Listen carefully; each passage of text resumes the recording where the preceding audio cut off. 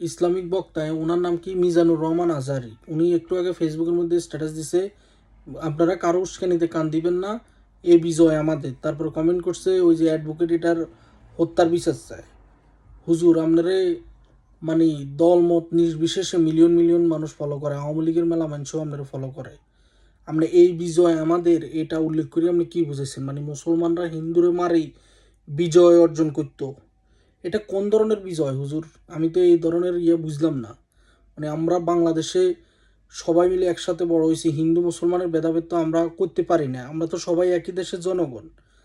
চিন্ময় কৃষ্ণ না কি সে কি বক্তব্য দিছে, বা হে ভারতের র এজেন্ট এই সে বানায় তারা অ্যারেস্ট করছেন, এই জন্য হিন্দুরা প্রতিবাদ করে। এর ভিতরে আসি ওই বলির পাটা হয়ে গেছে অ্যাডভোকেট, এটা সেই হিন্দুদের হাতে বা মুসলমানদের হাতে সে মারা গেছে, এটা আপনারা ক্লিয়ার করতে পারছেন? বিভিন্ন ভিডিওতে বিভিন্ন ইস্যু চলে এর মানে কেউ কয় হিন্দুদেরকে ফাঁসে ফেলাই তারে মুসলমানরা মারি গেলেছে, আবার মুসলমানরা হিন্দুদের ব্লেম দেয়। এখন তো পরিস্থিতি ঠান্ডা করার মতো আপনি কথা কবেন, আপনি এটা না করেই আপনি মানে কি উস্কানি মারলেন? এটা বিজয় আমাদের। মানে আপনার মতো এত জ্ঞানী মানুষ যদি এটা উস্কানি মারে তো মুসলমানরা রাস্তায় নামতো না?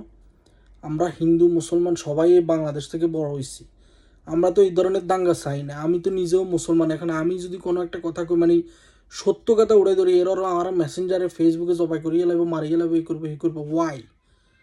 মানে হিন্দু করে কিলে মারিয়ে লাইতে হবে বিকজ হিন্দুগুলোর লগে ভারতের সম্পর্ক আছে।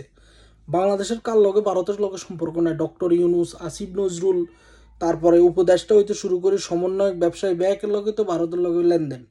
ইলিশ মাছ হাডার ভারতের দূতাবাসে যোগাযোগ করার ব্যাগ কিন্তু চলমান। আপনি কি দুইটা কথা এদেরকে নিয়ে বলছেন? আপনারা এখন ইস্কন নিয়ে পড়ছেন, আর নো অ্যাবাউট ইস্কন। তারপর ইস্কন যাই করুক, যদি জামাত শিবির হেফাজত এরা মুসলমান হয়ে মুসলমানদের একটা দল গঠন করতে পারে, বিকজ এরা কথায় কথায় তাদের ইসলামিক নীতি নির্দেশনা এগুলো দেখেন। হিন্দুরা হিন্দুদের একটা দল যদি সমর্থন করেও থাকে, like which is call ISKCON, তাহলে এখানে সমস্যা কি? এটার দায় তাদেরকে কেন শাস্তি পাইতে হইব, তাদেরকে কেন জেলে যেতে হইব? তাহলে তো জামাত শিবির হেফাজত সব নিষিদ্ধ করিয়ে লাইতে হইব।